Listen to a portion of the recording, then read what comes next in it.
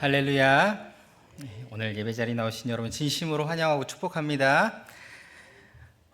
우리 찬송가 88장 함께 찬양 부르시겠습니다.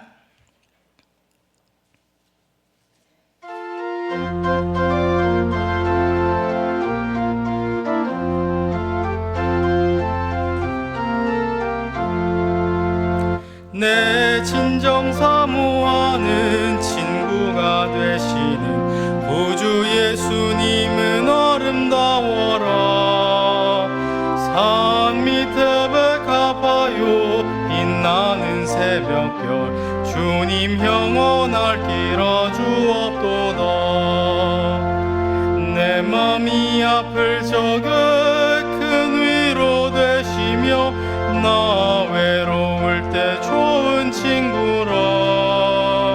주는 저 산 밑에 백합 빛나는 새벽별 이 땅 위에 비길 것이 없도다. 내 맘의 모든 염려 이 세상 고락도 주님 항상 같이 하여 주시고 시험을 당할 때에 악마의 계교를 즉시 물리치사 나를 지키네. 온 세상 날 버려도 주 예수 안 버려 끝까지 나를 돌아보시니. 주는 저 산 밑에 백합 빛나는 새벽별 이 땅 위에 비길 것이 없도다. 내 맘을 다하여서 주님을 따르면 길이 너를 사랑하리니. 물불이 두렵지 않고 장검도 겁없네. 주는 높은 산성 내 방패시라. 내 영혼 먹이시는 은혜 누리고 나 친히 주를 뵙기 원하네. 주는 저 산 밑에 백합 빛나는 새벽별 이 땅 위에 비길 것이 없도다.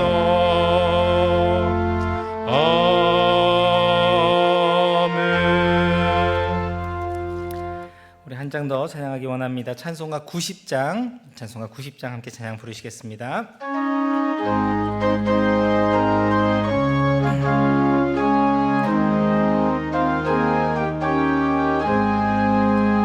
주 예수는 알기 전 날 먼저 사랑했네. 그 크신 사랑 나타나 내 영혼 거듭났네. 주 내 맘에 늘 계시고 나 주의 안에 있어. 저 포도 비유 같으니 참 좋은 나의 친구. 내 친구 되신 예수님 날 구원하시려고 그 귀한 몸을 버리사 내 죄를 대속했네. 나 주님을 늘 믿으며 그 손을 의지하고 내 몸과 마음을 바쳐서 끝까지 충성하리. 내 진실하신 친구여 그 은혜 내려주사 날 항상 보호하시고 내 방패 되옵소서.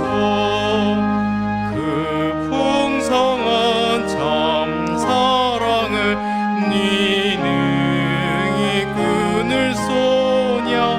날 구원하신 예수는 참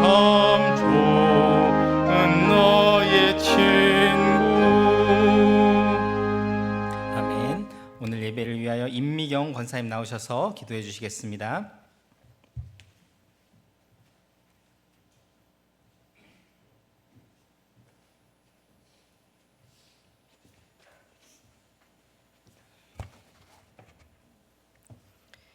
기도하시겠습니다. 아침의 해와 저녁의 노을, 봄의 꽃향기와 가을의 열매, 변하는 계절의 모든 순간이 당연한 거 아니라 하나님의 은혜였음을 생각할 때에 감사 찬송을 드립니다. 그 크신 하나님의 은혜와 사랑을 하늘을 두루마리 삼고 바다를 먹물 삼아도 다 기록할 수 없음을 생각할 때 또한 감사 찬송을 드립니다. 우리가 아무것도 아닐 때에, 우리가 아직 죄인 되었을 때에도, 우리가 하나님과 원수 되었을 때에도 우리를 사랑하사 우리를 위하여 죽으신 그 예수를 알고 믿는 것만으로도 감사한데, 주의 자녀로 하나님 나라의 백성으로 살게 하여 주시니 또한 감사와 찬송을 드립니다. 아버지, 그러나 우리는 양 같아서 그릇 행하여 각기 제 길로 가는 어리석은 존재임을 고백합니다. 우리의 연약함과 완악함을 용서하여 주시고 오직 마음을 새롭게 함으로 변화를 받아 하나님의 선하시고 기뻐하시고 온전하신 뜻이 무엇인지 분별하며 살게 하여 주시옵소서. 이제는 내가 사는 것이 아니라 내 안에 그리스도께서 사신 것처럼 살게 하여 주시옵소서. 먼저 그 나라와 그 의를 구하는 믿음으로 살게 하여 주시옵소서. 하나님 아버지, 사랑하는 대한교회를 위해서 기도합니다. 올 한 해 하나님의 아름다움을 전하는 교회가 되기를 기도하고 있습니다. 선한 사마리아인처럼 지역사회에 선한 영향력이 되게 하여 주시고 우리의 시선과 섬김이 좀 더 낮은 곳을 향하여 어렵고 힘든 이웃을 돌보는 교회가 되게 하여 주시옵소서. 또 한 명의 선교사를 파송하기 위해 준비 중에 있습니다. 풍족한 물질과 기도의 후원으로 땅끝까지 복음을 전하는 데 힘쓰는 교회가 되게 하여 주시고 땅끝까지 하나님의 아름다움을 전하는 교회가 되게 하여 주시옵소서. 대양의 성도들 중에 마음이 아픈 사람들이 있습니다. 육신의 병마와 싸우는 한우들 있습니다.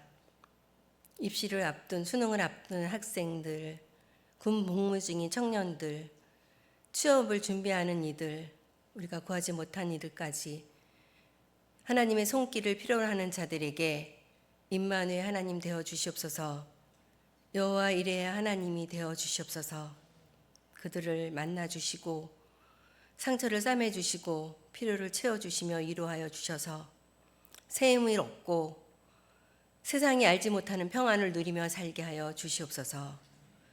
주의 손으로 도우사 환난에서 벗어나 근심이 없는 삶을 살게 하여 주시옵소서. 이 시간 대한교회를 섬기는 목회자들을 위해서 기도합니다. 우리 목사님들에게 먼저 말씀의 능력을 더하여 주시고 지식에 충만한 사랑을 더하여 주시고 기도에 힘쓰는 목회자들 되어서 늘 푸른 초장 같은 교회, 쉴만한 물가 같은 교회, 천국 같은 교회를 만들어가게 하여 주시옵소서. 교회가 평안하여 든든히 서가고 주를 경외함과 성령의 위로로 부흥하고 발전하는 교회로 이끌어 가시는 목자들 다 되게 하여 주시옵소서. 이 시간 또한 목사님을 통해 우리에게 귀한 말씀 전해 주실 때 그 말씀으로 우리의 믿음이 장성한 분량에 이르게 하여 주시고 그 말씀을 통해 새 힘을 얻고 독수리 날개치듯 세상에 나가 승리하며 살 수 있도록 은혜를 베풀어 주시옵소서. 우리의 예배를 기뻐 받으시며 우리의 기도를 들으시고 우리를 사랑하시며 우리의 모든 것 되시는 우리 주님 귀하신 이름 예수님의 이름으로 기도드렸습니다. 아멘.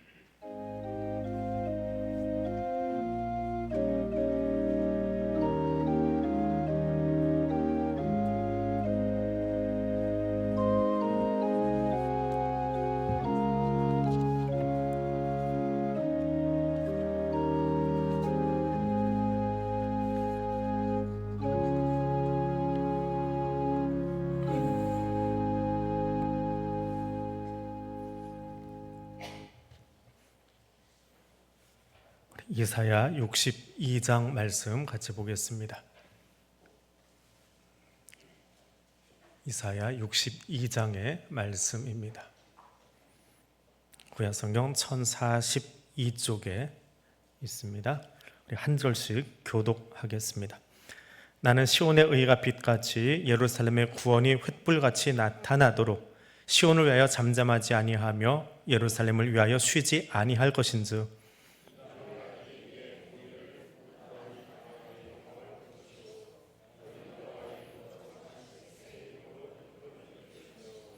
너는 또 여호와의 손에 아름다운 관, 내 하나님의 손에 왕관이 될 것이라.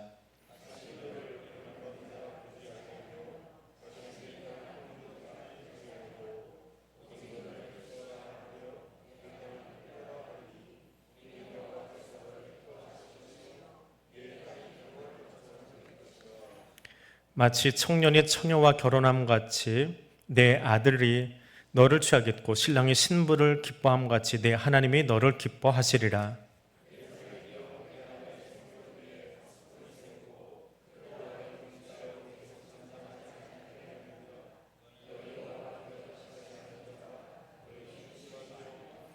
또 여호와께서 예루살렘을 세워 세상에서 찬송을 받게 하시기까지 그로 쉬지 못하게 하라.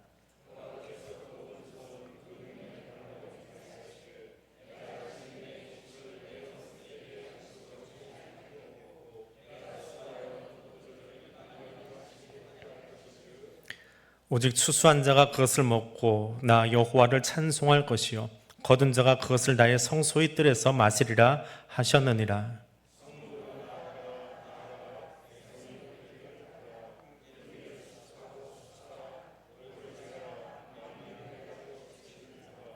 여호와께서 땅끝까지 선포하시되 너희는 딸 시온에게 이르라. 보라, 내 구원이 이르렀느니라. 보라, 상급이 그에게 있고 봉이 그 앞에 있느니라 하셨느니라. 사람들이 너를 일컬어 거룩한 백성이라 여호와께서 구속하신 자라 하겠고 또 너를 일컬어 찾은 바 된 자여 버림받지 아니한 성읍이라 하리라. 아멘. 회복에 관한 예언이 계속되고 있습니다. 특별히 60장부터 이어진 그 예언이 오늘 62장에서도 연결되고 있습니다.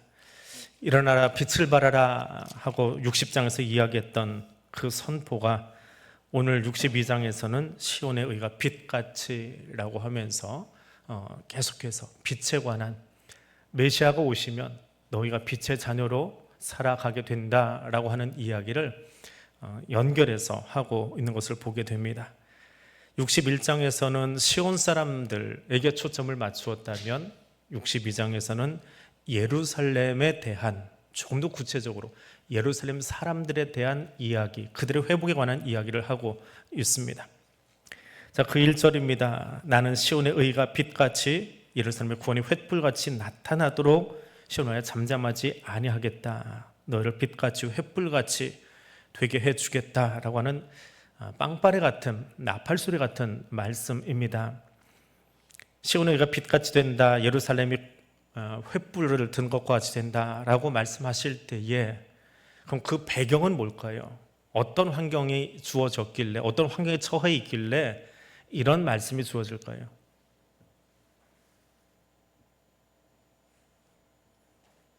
계속 듣기만 하면 졸릴 것 같아서. 너희는 빛같이 되라. 예루살렘의 횃불같이 기틀을 들게 될 거다. 배경은 뭘까요?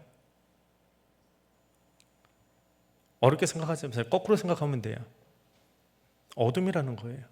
지금 예루살렘의 상태가 어두움이고 깜깜하다는 거예요. 앞이 안 보인다는 거예요. 그런데 이 60장 이전에는 메시아 예언이잖아요. 메시아가 오시면, 너희의 메시아가 오면 빛과 같이 횃불을 든 것 같이 될 것이다. 근데 여러분, 어두움을 물러가게 하는 빛이 어떻게 그 어둠을 물러가게 해주는지 보셨어요? 새벽에 해가 떠오르면 천천히 올라오죠. 해는 그렇게 올라오는데 빛이 쪼이는 순간에 어두움은 빛보다 더 빠른 속도로 없어져 버립니다. 그게 어둠의 속성이에요. 어두운 빛 앞에서 자기 존재를 과시할 여유가 없어요. 그냥 빛이 비쳤다 하면 끝나는 거예요. 그때는 어둠이 언제 어디에 있었느냐 쳐다볼 시간이 없습니다. 빠르게 없어져 버립니다. 메시아가 오시면 그 회복된 나라의 모습은 뭐가 천천히 기획안을 세우고 준비를 하고 어둠이 이제 이만큼 물러가라 그런 거 없습니다. 그냥 빛이 비추는 순간에 어둠은 지금까지 그게 있었나 싶을 정도로 사라져 버립니다. 그것이 메시아가 오실 때에, 메시아가 임재하실 때에 빛으로 나아가는 백성들의 모습, 예루살렘의 모습이더라라고 하는 겁니다. 그 영광의 자리에 백성들이 서게 되는데 새로운 운명 공동체로 살아가게 됩니다. 그 전에는 법도 없고, 법은 있긴 있지만 그것도 지키지 않고 지멋대로, 제 마음대로, 제 송인에 오른 대로 살던 사람들이 2절에 보니까 이방 사람들이 내 공의를, 왕이 다 내 영광을 볼 것이요 너는 여호와 입으로 정하실 새 이름으로 일컬음이 될 것이며, 메시아가 오면 가장 먼저 두드러지는 게 공의로운 세상이 된다는 거예요. 정의사회 구현, 이사야서를 이야기하면서 계속 하는 이야기지만 정의사회 구현 경찰서 앞에다 붙여놔도 안 돼요. 그런다고 정의사회가 되는 건 아니에요. 근데 메시아가 오시면 그 정의로움이, 그 공의로움이 일반화되어진다는 거예요. 모든 사람이 그것을 누리게 되어진다. 사람들이 그것만 누리는 것이 아니라 너희가 새로운 이름으로 살아가게 된다라고 이야기합니다. 성경은 이름이 바뀐 사람들이 참 많이 있습니다. 별명을 이야기하는 게 아니고요. 이름이 바뀐 사람들이 많이 있죠. 제일 처음 이름 바뀐 사람이 누구지요? 하나님이 바꿔주신 이름, 아브람이 아브라함이 됐지요. 그냥 큰아버지, 아브람도 사실은 큰 이름이에요. 큰아버지라는 뜻입니다. 그런데 아브라함은 열국의 아버지, 모든 민족의 아버지. 덩달아 사례도 사라로, 열국의 어머니로 바뀝니다.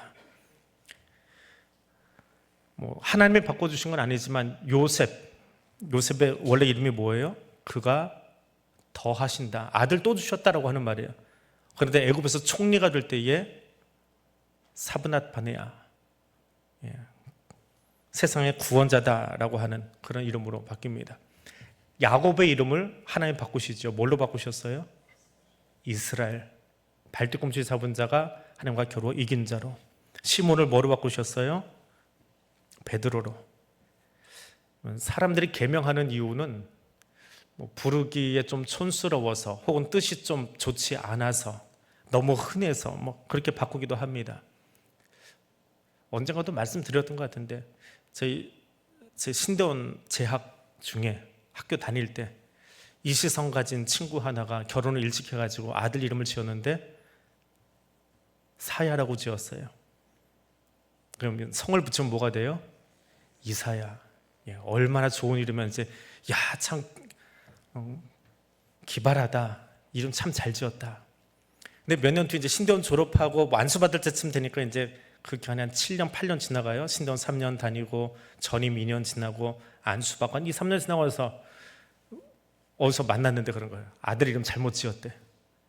왜 그래? 그랬더니 그때 유행이었어요. 그게 성경 속 이름 지는데 이시성 가지신 분들이 아들을 참 많이 그걸로 지었나 봐요. 학교 갔더니 한 반에 이사야가 2-3명 있더래요.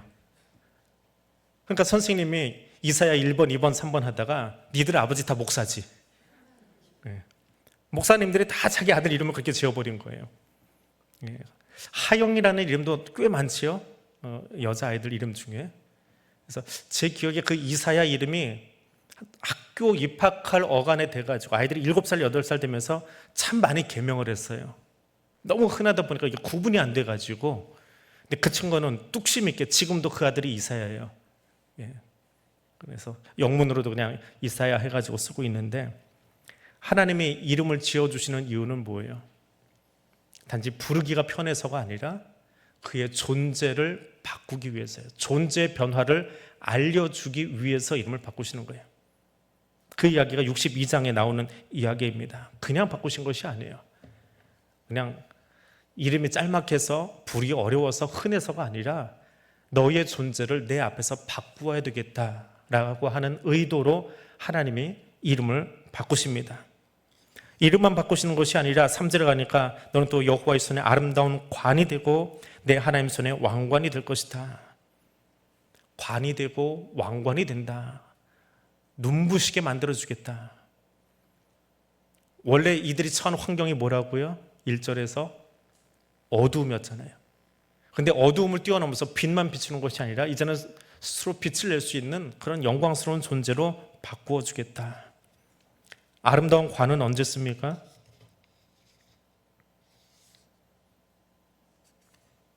관을 써본 적이 없나요? 결혼할 때 여자들이 머리에 쓰는 거, 그거를 얘기하는 거예요. 아름다운 관 하면 결혼식을 생각하게 만든 거예요. 우리말로는 이게 번역을 이렇게 풀어서 해야 되니까 그냥 관하고 써놨는데, 그래서 결혼식 때 신부가 쓰는 관이에요. 그러니까 결혼식에 대한 이야기가 이미 여기 3절에 살짝 비추고 있어요. 그 다음에 왕관은 대관식을 이야기하는 거예요. 그래서 신부에게 결혼식은 참 평생 기억에 남는 장면이고 또 가장 귀한 시간이잖아요. 내가 너를 회복시켰는데 그런 날로 만들어주겠다. 내가 왕이 되는 것처럼 너의 변화가, 너의 새로운 날이 왕의 즉위식과 같이 만들어주겠다라고 이야기하고 계십니다. 그럼 그 모습이 어떤 거냐? 첫 번째는 결혼식에 관한 이야기입니다. 4절과 5절입니다. 다시는 너를 버림받은 자라 부르지 아니하겠다. 저 앞에서 하나님이 이스라엘 버리셨어요. 내동댕이 치셨어요. 아무리 말을 해도 안 들으니까 이방 민족에게 팔아넘겼어요. 아수르에게 팔아넘기고 바벨론에게 팔아넘기고 애굽에게 팔아넘겼어요. 버리셨어요. 근데 이제 다시는 너를 버림받은 자라 부르지 아니하겠고 내 땅을 황무지라 부르지 않겠다. 사람들이 다 끌려가고 나니까 땅이 아무도 살 수 없는 거친 황무지가 되어버렸습니다. 그런데 그를 어떻게 바꾸신대요? 이름에 관한 이야기가 먼저 나오지요. 너를 헵시바라 하며 내 땅을 뷸라라 하리라. 헵시바와 뷸라는 참 많이 들어보셨을 거예요. 성경을 한 번쯤 읽어보았던지 하면은 많이 들어보셨을 거예요. 이스라엘 가도 헵시바라는 그 이름을 많이 듣습니다. 여성 이름 중에 헵시바 이름이 참 많아요. 에딘버러 대학의 번역학 교수로 있는 분이 닥터 헵시바 이스라엘, 여성분이신데 약간 아프리카계 유대인이신데 에딘버러 대학에 지금도 근무하고 계세요. 이렇게 대학 교수 검색하다 보면 헵시바 이스라엘 하고 나옵니다. 또 군인 중에도 지금 한참 전쟁 중이라 이렇게 이스라엘 뉴스를 검색하다 보면은 헵시바 하고 나오는 이름들이 있어요. 여성분들이 많이 이름을 가서 지금 쓰고 있습니다. 나의 기쁨이 그녀 안에 있다. 헵시바흐. 우리말로는 헵시바라고 되는데 헵시바흐라고 하는 히브리어를 줄여서 헵시바라고 해놨어요. 예루살렘이 버림받은 존재였다가 회복된대요. 예루살렘은 예나 지금이나 예루살렘이에요. 옛날에도 예루살렘이고 지금도 예루살렘이에요. 근데 뭐가 바뀐 거예요?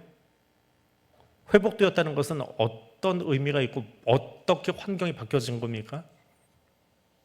예루살렘은 그대로 있는데, 물론 도시가 다윗 시대의 예루살렘의 크기하고 지금 예루살렘 크기는 달라요. 도시의 크기는 달라졌어요. 인구 숫자도 달라진 거 있어요. 근데 예루살렘 이름은 그대로 있어요. 평화의 도성이에요. 뭐가 달라진 거예요? 회복되기 전과 회복된 후에 예루살렘의 차이점은 뭐예요? 뭐가 회복이에요?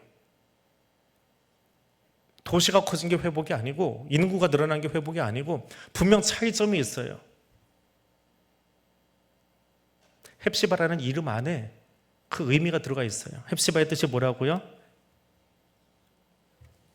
모르면 여러분 성경책 그 헵시바 1번, 2번 써 있어요. 그 밑에 보시면 나나주라고 있어요. 거기 뜻이 써 있어요. 나의 기쁨이 그에게 있다. 이제 나나주에는 난하주라고 그래요.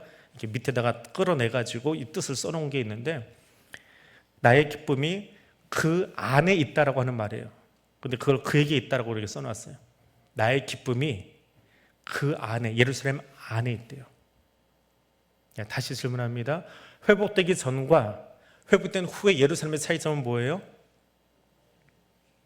하나님의 기쁨이 예루살렘 안에 없는 게 회복되기 전의 모습이에요. 회복된 후에는 뭐라고요? 하나님의 기쁨이 그 안에 들어가 있는 거예요. 하나님의 기쁨이 들어갔다라고 하는 말은 뭐예요? 여기는 기쁨이라고 표시가 되어 있는데 하나님이 예루살렘 안에 같이 계시는 거예요. 회복되기 전에는 하나님이 그 안에 계시지 않았어요. 하나님 버리셨어요.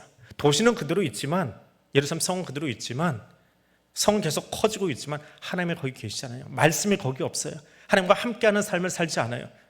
그것이 회복되기 전 타락한 어두움의 예루살렘이에요. 근데 하나님이 그 안에 들어갔으니까 예루살렘이 밝아져요. 하나님이 예루살렘에 임재해 계시니까 그 예루살렘이 영광스러운 도시가 되어버려요. 하나님이 그 안에 들어가시니까 예루살렘이 진짜 이름값을 하는 도시로 바뀌게 되는 거예요. 그게 회복이에요. 성도의 회복은 뭐예요? 아프던 사람이 병이 낫는 것, 그것도 물론 회복이긴 해요. 바닥을 치던 인생이 성공한 인생 되는 것, 그것도 회복일 수 있어요. 근데 그건 회복이 아니에요. 진짜 회복은 뭐예요? 우리의 진짜 회복. 에덴 이후로 망가졌던 하나님의 형상들, 하나님 되고 싶어서 교만했던 그 모습들이 변화돼서 하나님이 내 인생의 주인 되어 살아가는 삶, 그게 회복이에요. 회복은 원래의 자리로 돌아가는 거예요. 새로운 곳으로 바뀌는 게 아니고 원래 있던 곳으로 돌아가는 게 회복이에요. 그럼 우리의 원래 자리가 어디냐고요? 저와 여러분의 원래 자리가 어디예요? 에덴에서 하나님과 함께 즐겁게 함께 거닐던 그것이 우리의 진짜 모습이에요. 근데 지금 우리 어디 있어요?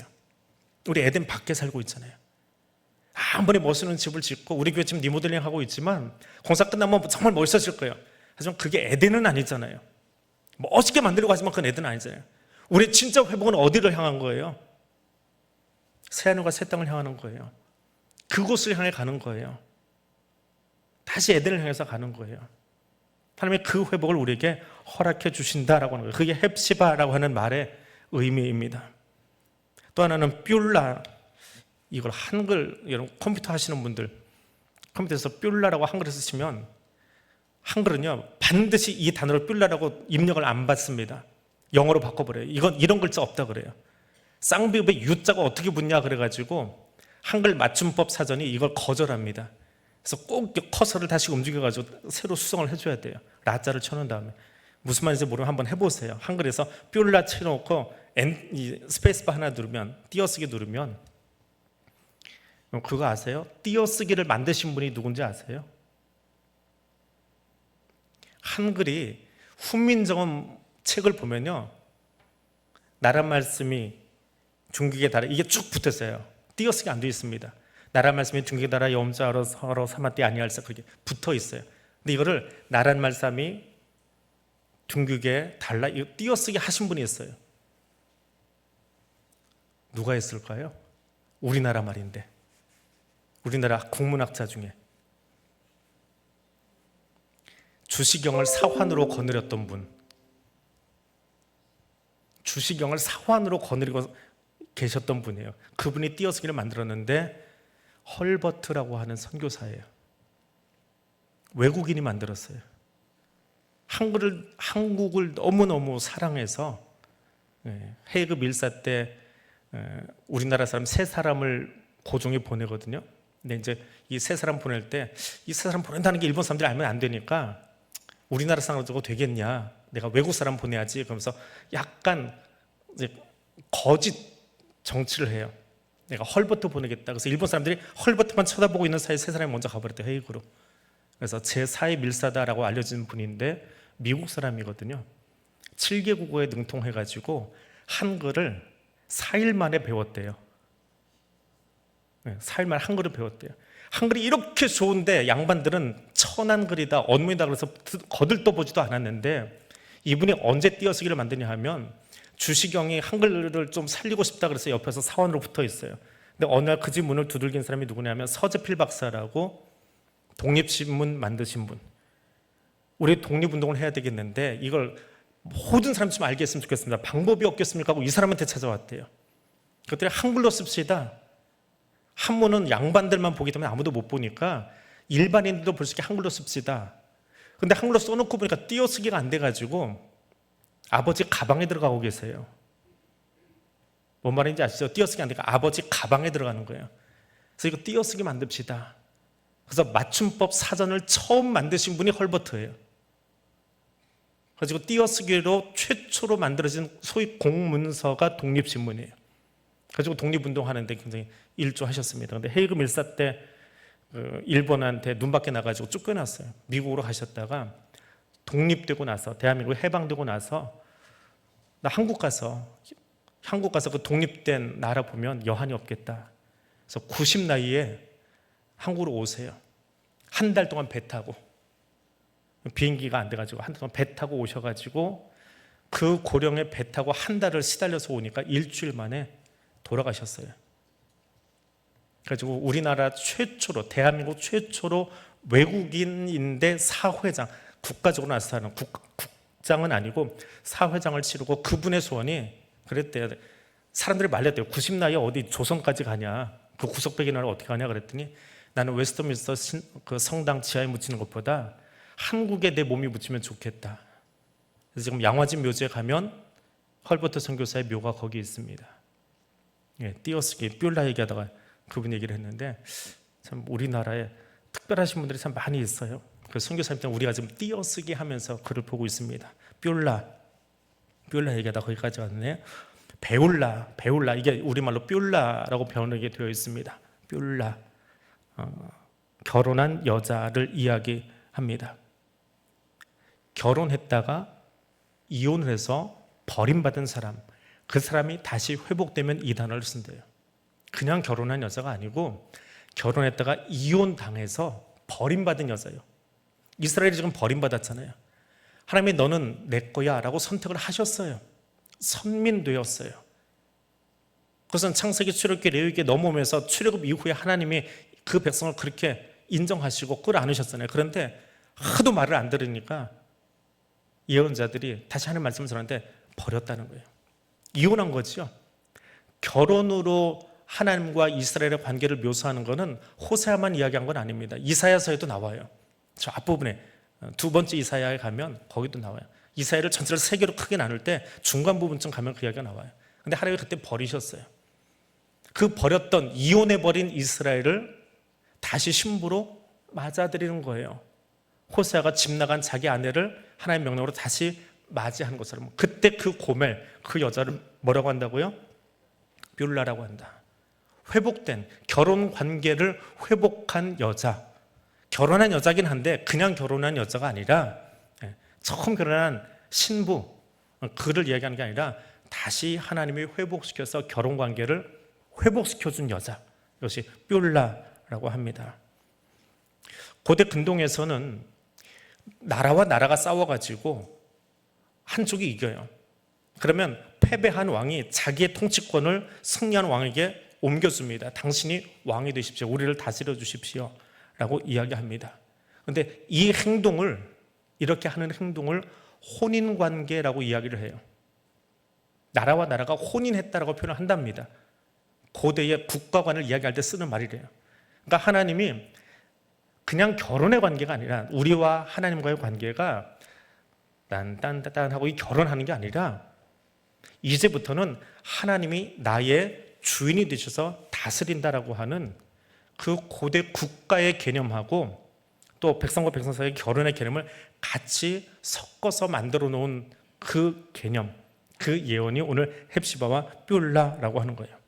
정리하면 하나님이 버리셨던, 너는 내 백성 아니야, 그 말이거든요. 버렸다는 게. 너는 내 백성 아니야, 내 신부 아니야, 더 이상 나는 너 다스리지 않을 거야, 네 마음대로 살고 싶은 대로 마음대로 살아. 그거 버리셨어요. 그러다가 그를 다시 맞아들이는 거예요. 신부로만 맞아들이는 것이 아니라 내가 다시 너를 통치할게. 너도 내 통치 안에 들어와 있어. 내 왕권 안에 들어와 있어 라고 하는 그 말이 뭐라고요? 헵시바와 뷸라라고 하는 거예요. 단지 결혼하고 뭐 관서고 그것만 하는 것이 아니라 하나님의 통치 안으로 들어간다. 하나님이 우리의 왕이 되고 우리를 다스리신다라고 하는 그 개념까지 같이 들어가 있는 것이 4절에 나오는 헵시바와 뷸라입니다. 자, 그런 하나님과의 관계 속에 들어가기에 우리가 해야 될 일이 있습니다. 6절입니다. 근데 이 6절은요, 신학자들이 지금도 싸우고 있는 구절이에요. 왜 싸우냐면 이 6절이 누구의 말이냐라고 해요. 하나님이 하신 말씀인지 이사야가 한 말인지 주어가 없어요. 그래서 지금도 의견이 반반이에요. 그럼 제 입장은 몰라요.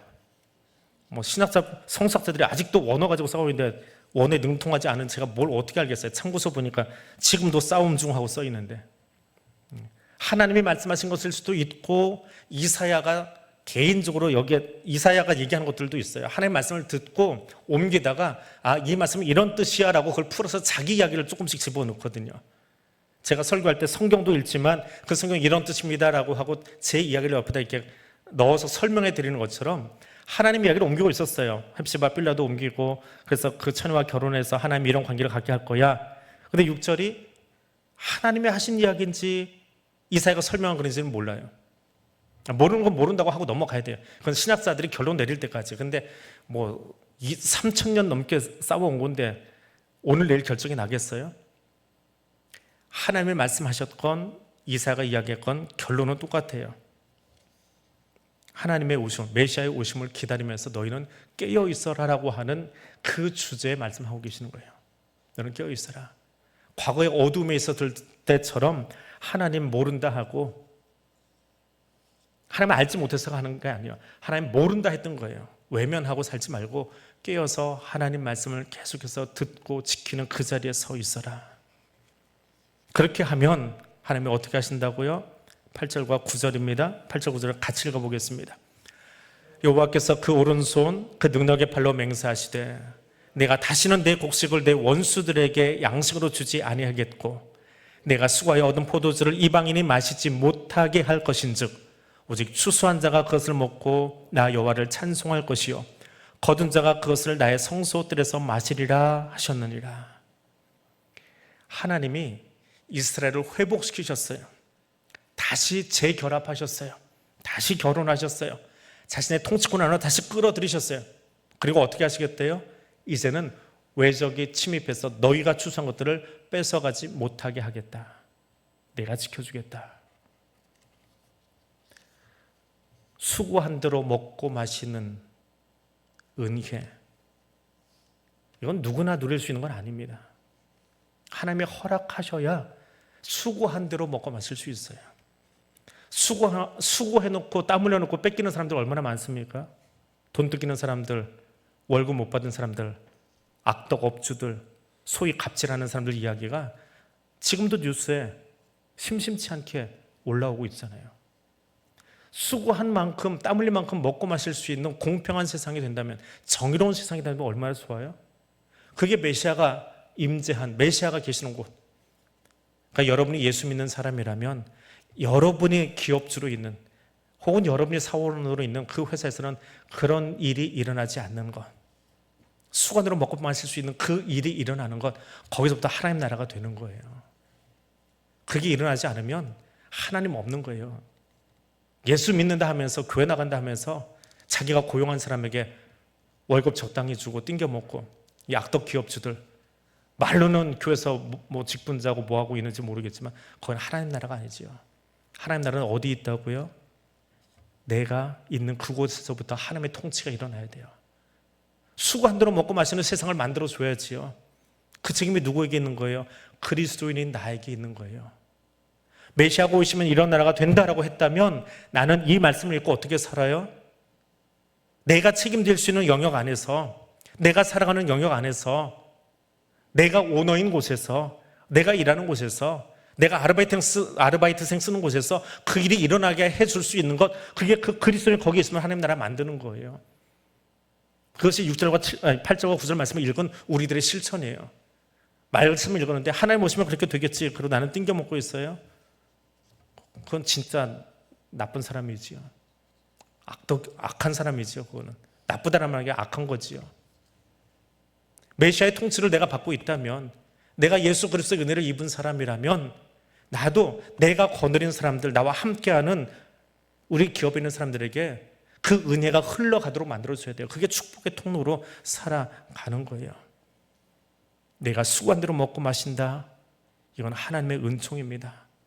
그 은총을 내 옆에 있는 사람들이 함께 누릴 수 있도록 그것을 흘려보낼 수 있는 사람, 그런 책임 있는 사람 되실 수 있기를 원합니다.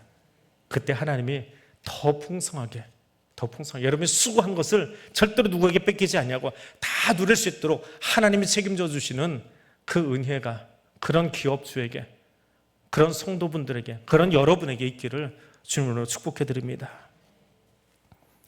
성문으로 나아가자. 백성의 길을 닦으라. 큰 길을 수축하라. 돌을 제하라. 만민하여 기치를 들라. 성문으로 나아가라. 이게 우리는 나아가라라고 10절을 번역을 해놨는데 여기도 신학사들이 지금도 티격태격하고 있습니다. 성문으로 나아가자라고 하는 게 성 안으로 들어가자는 말인가, 성 밖으로 나가자는 말인가. 우리말은 성문으로 나아가라라고 되어 있는데 성문으로, 성 안으로 밖으로가 아니잖아요. 지금도 그 두 개의 뜻으로 해석을 하면서 티격태격하고 있습니다. 하는 건 하는 것대로. 성 밖으로 나아가자라고 해석을 하면 바벨론 성 밖으로 나와서 가나안으로 가자라고 하는 말이 되고요. 성 안으로 들어가자라고 해석을 하면 이미 바벨론은 떠났고 예루살렘 성 안으로 들어가자라고 하는 말이 돼요. 그러니까 어느 것이 되었든지 간에 목적지는 분명해요. 가나안으로 회복되어 돌아가자. 우리 포로되었던 땅에서 나와서 이제는 예루살렘으로 들어가자라고 하는 말이 되는데 이 문장이 묘해가지고 바벨론 성에서 나오자는 얘기인지 예루살렘 성 안으로 들어가자라고 하는 이야기인지 그거는 잘 몰라요. 근데 그것이 어느 것이 되었건 전자의 해석이 되었건 후자의 해석이 되었건 모르는 건 모른다 하고 거기까지 덮어놓고 그 문장은 히브리어 공부하는 이스라엘 사람들에게 맡겨놓고, 왜냐하면 두 개를 어떻게 해석하든지 간에 뒤에 문장을 해석하는 데는 크게 지장이 없거든요. 백성의 올 길을 닦으라. 회복하기 위해서 바벨론에서 이스라엘로 가는 그 길을 닦으라. 가만히 앉아있으면 가나안 들어가는 거 아니에요. 가만히 앉아있으면 회복되는 거 아니에요. 그냥 감나무 밑에 입 벌리고 누워있으면 거기로 감 떨어지는 거 아니에요. 어디로 감 떨어질지 몰라요. 그 떨어지는 감 기다리는 신앙인이 아니라 메시아의 오심을 기다리면서 길을 만들고 다시 닦고 우리가 할 수 있는 최선으로 기름을 준비하는 지혜로운 다섯 처녀와 같이 살아가라 라고 하는 것이 길을 수축하라라고 하는 거예요. 그 죄악된 길, 1절에 나왔던 그 어두움의 길, 그 캄캄했던 그 너의 삶의 자리에서 떠나서 빛의 자녀로서의 삶의 자리로 나아가라 라고 하는 것입니다. 우리는 빛을 비출 수는 없습니다. 우리는 빛을 반사할 뿐이에요. 빛이신 예수 안에 들어가 있으면 그 빛을 반사하는 존재는 될 수 있어요. 그러니까 어두움 안에 있지 말고 메시아 안으로 들어가라 라고 하는 겁니다. 그때 하나님께서 우리에게 주시는 너무나 놀라운 말씀입니다. 11절 말씀만 같이 읽고 마치겠습니다. 11절입니다. 여호와께서 땅끝까지 선포하시되 너희는 시온의 딸에게 이르되 보라 내 구원이 이르렀느니라. 보라 상급이 그에게 있고 보응이 그 앞에 있느니라. 자, 거기 글자를 하나 더 써놓으세요. 우리 개역성경에서 글자 하나를 빼먹었어요. 번역하면서 뺐는데 어디다 쓰냐면 보응이라는 단어 있지요. 보응 앞에다가 글자를 하나 더 써놓으시면 좋아요. 보라 하고 써놓으시면 돼요. 보라. 왜냐하면 히브리어 성경에는 보라가 3번 있어요. 너무 놀라워서 이것 좀 쳐다봐, 이것 좀 쳐다봐, 이것 좀 쳐다봐 3번 반복해요. 완벽한 하나님의 구원이다라고 하는 것을 표현하기 위해서 3번 써놨는데 개역 개정판 개역 성경은 운율을 맞추기 위해서 이걸 뺐어요. 뺀다고 의미가 다르진 건 아닌데 느낌은 축소돼 버렸어요. 한 번 빠지면서. 그래서 거기다 넣어놓고 읽는 게 더 좋아요. 보라 구원이 이르렀다. 보라 상급이 그에게 있다. 보라 보응이 그 앞에 있다. 이렇게 보라라고 하는 말을 써놓으시면 좋아요. 그래서 회복이 얼마나 멋지고 아름다운지 얼마나 장관인지 보아라라고 하는 겁니다.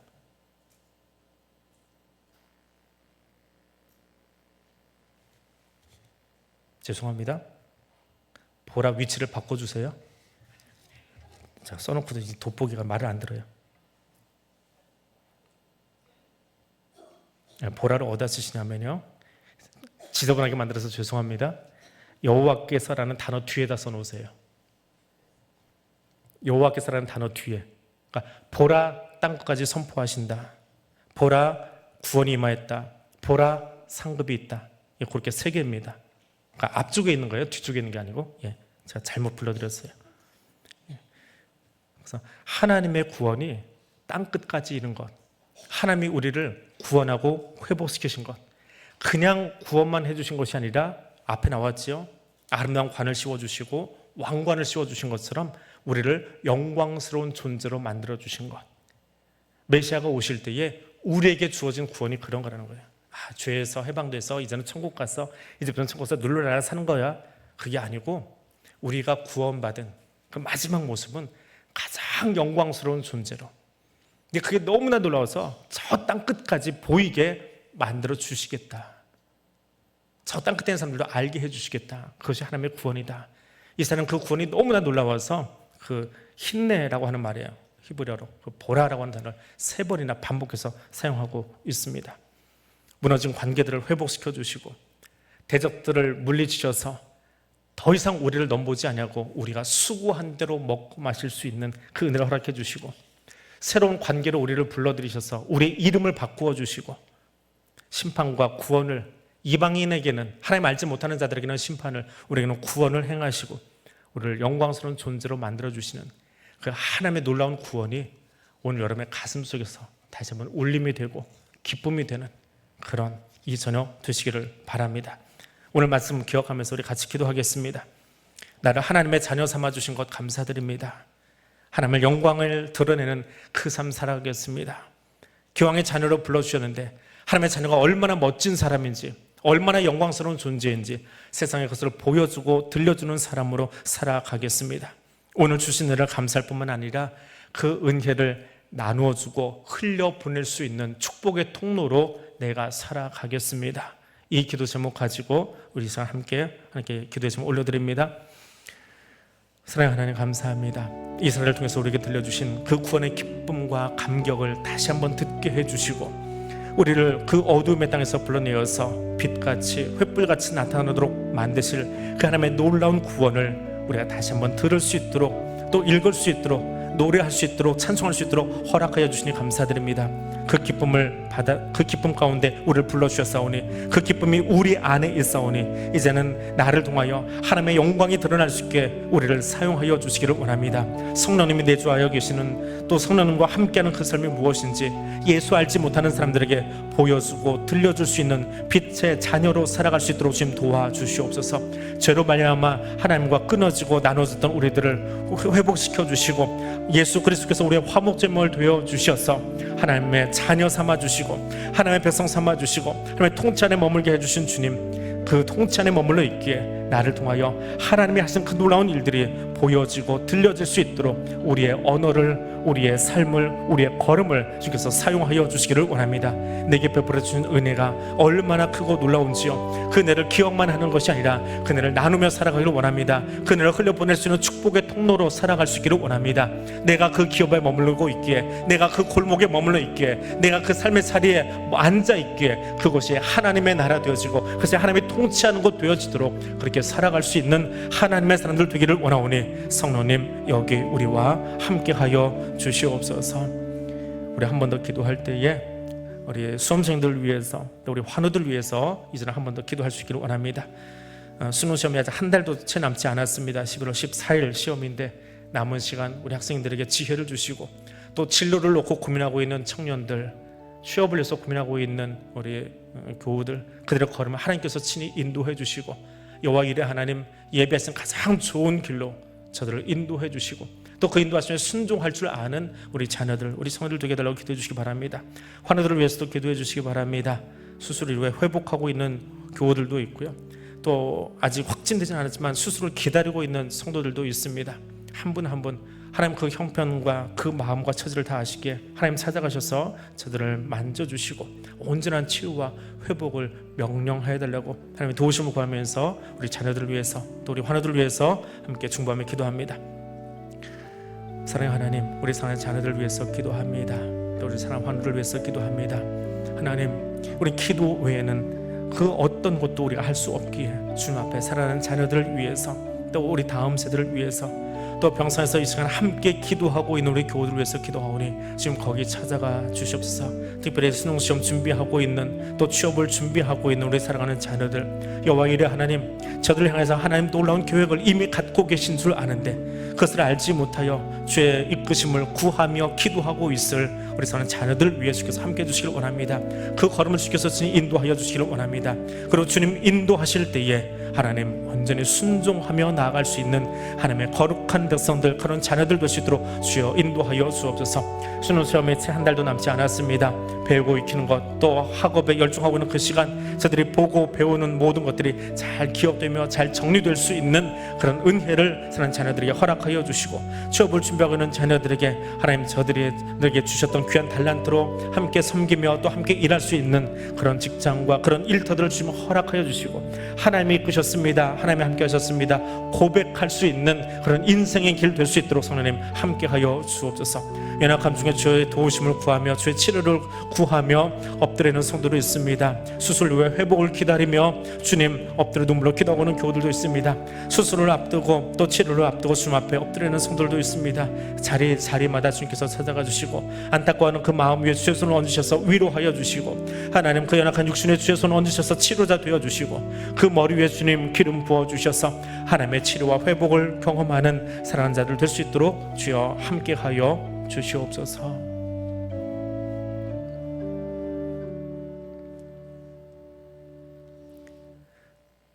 죄로 말미암아 어둠 가운데 있던 우리들을 주님 긍휼히 여겨주시고, 거기에 예수 그리스도를 보내어 주셔서 예수 그리스도의 십자가 은혜로 하나님의 자녀 되는 특권을 누리게 하여 주시니 감사드립니다. 주님, 이제는 그 특권을 누릴 뿐만 아니라 예수 그리스도의 십자가 사랑을 증거하는 삶 살아가기를 원하오니 주여 우리의 입술과 우리의 삶을 사용하여 주옵소서. 그래서 우리가 거니는 곳에, 우리가 머무는 그 자리에, 우리가 책임져야 될 그 삶의 자리에서 하나님의 영광 드러내는 자로, 하나님의 통치를 보여주고 행하는 자로 살아갈 수 있도록 성령 우리와 함께하여 주옵소서. 오늘도 사랑하는 자들, 하나님 그 앞길을 놓고 또 연약함을 놓고 기도하고 있는 교우들이 있습니다. 우리 자녀들이 있습니다. 저들을 기억하며 기도하오니 주님, 사랑하는 수험생들을 위해, 취업을 준비하고 있는 우리 자녀들을 위해, 또 회복을 위하여 기도하고 있는 우리 교우들 위해 주님 찾아가 주시고 만나 주시고 하나님의 선한 이끄심과 회복의 은총을 보여주시옵소서. 예수님 이름으로 기도드립니다. 아멘. 하늘에 계신 우리 아버지, 아버지의 이름을 거룩하게 하시며 아버지의 나라가 오게 하시며 아버지의 뜻이 하늘에서와 같이 땅에서도 이루어지게 하소서. 오늘 우리에게 일용할 양식을 주시고 우리가 우리에게 잘못한 사람을 용서하여 준 것 같이 우리의 죄를 용서하여 주시고 우리를 시험에 빠지지 않게 하시고 악에서 구하소서. 나라와 권능과 영광이 영원히 아버지의 것입니다. 아멘.